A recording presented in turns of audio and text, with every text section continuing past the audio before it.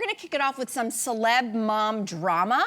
Actress and singer Ashley Tisdale wrote an article for The Cut exposing her former toxic mom group and explaining why she left it. Now, she says it felt too high school, or was that too high school musical? Catch the reference? Adding that she was excluded from hangouts, social media posts, and even group text change. Now, internet sleuths are saying that maybe that group included celebs like Hilary Duff, Meghan Trainor, Mandy Moore, and although Tisdale's rep says the piece is not about them, we are wondering, who are you talking about, Ashley? So have you ever experienced this idea of mom toxicity or mom group toxicity? No, I mean, I personally have not, but I think part of that is because I didn't really have a maternity leave, so I didn't really find a mom group. And if I think about it, actually, a lot of my friends are childless, and my sister had, yeah, exactly. Yeah, like I know a lot of different kinds of groups, so I didn't find one collective group. But if I'm to theorize about what this mom toxicity is about, I think it's two things. I think if you were toxic in high school, you don't suddenly lose that when you become a mom. You carry that forward, that energy forward, and then you create that toxic environment. And the second thing I do think is also at play is just deep insecurity and sleep deprivation, right? Interesting. You put those two things together, you're already vulnerable, you haven't slept a lot, and then every single decision, you're going, is this the right decision? Is this the wrong decision? Yes. Is it the right decision? And then if other people are kind of like, well, we're doing this, then you're like, oh my God, what am I supposed to be doing this? Am I not? So you might be perceiving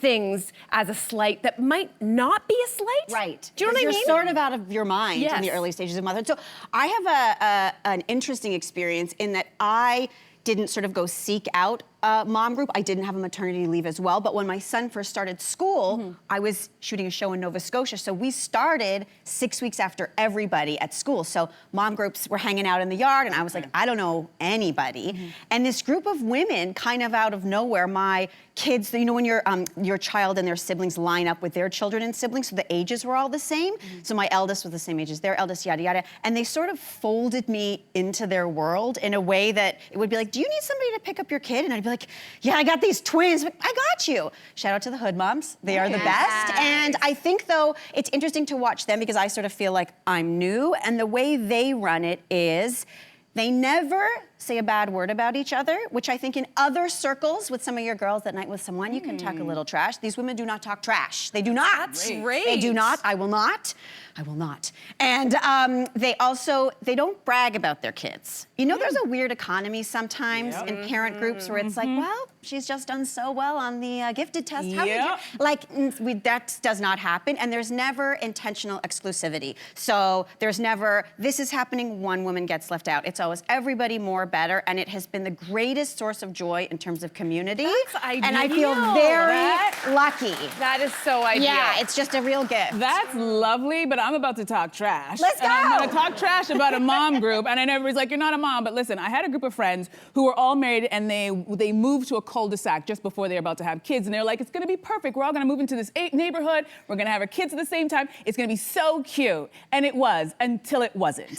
And what I noticed in the first few years of them all having children is that it became so toxic. Everything was a competition, from who got their renovation, who could afford a new car, who got a double stroller. She got the expensive stroller. And then they started talking about each other's children's behavior. Oh, did you see the way he behaved? Did you see what he was wearing? He was wearing Burberry. Oh my gosh, well, they have the money for that. And every girls group, I got quieter and quieter because I'm like, what is happening to this friend group? You guys are supposed to be... Sleep deprivation and insecurity. Is that what that is? I think that's what it is. It felt more like Mean Girl and a lot of competition. It didn't feel like any sleep deprivation. It felt very mean, and I slowly kind of exited that situation because I'm like, I don't like what's happening. And another thing that was really bad, anytime one of the girls wasn't there, she became the main topic of conversation. Oh, yeah. And I was like, terrible. I don't know what this is, but no, thank you. My childless self is exiting stage left. Thank you very much. So I'm glad you had that. I think it's rare, and it happened to me. Again, I can't take any credit for this is how we do. I'm new. I just feel like it's just a lot of good luck. That's the template for It's a template. I do think, that. but here's the thing, like, you know that saying, don't hate the player, hate the game.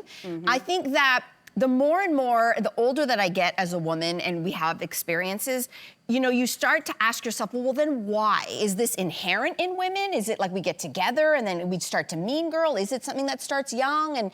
And the idea of breeding competition among women, I don't think that's a woman problem. I think that's the patriarchy that has done that to us, that has made us turn on each other. Or you could even look at it from classic sort of psychology, which is, I don't know if it's Jungian or if it's Freudian, where that in which you hate in yourself, you hate in others. Oh, yeah. And a lot of times, there's so much pressure on women, period. Then you add in the layer of motherhood, and yes, sleep deprivation and all of these things. And I actually believe that this culture has brainwashed all of us women to believe that we should be naturally gifted at being mothers. It should come naturally to you. You're a woman. You should be very naturally good at this. And is that us putting it on each other? Or is that culture that says, women, you better believe that you're naturally good at this because it upholds the patriarchy so that the men can go to work? So the way that I look at this is, I don't think this is woman-on-woman crime. I think this is the way that the culture makes women turn on each other. And if you're very judgmental about yourself or you're insecure, am I doing this right? You don't say that, oh gosh, I'm being insecure. You look at her and go, she sucks. Yes. Yeah. You suck. Yeah. And I just think we have to dismantle this idea that it's culture that has pitted women against each other. Because I think when we do it right, we're the ones who rule the world. Yeah.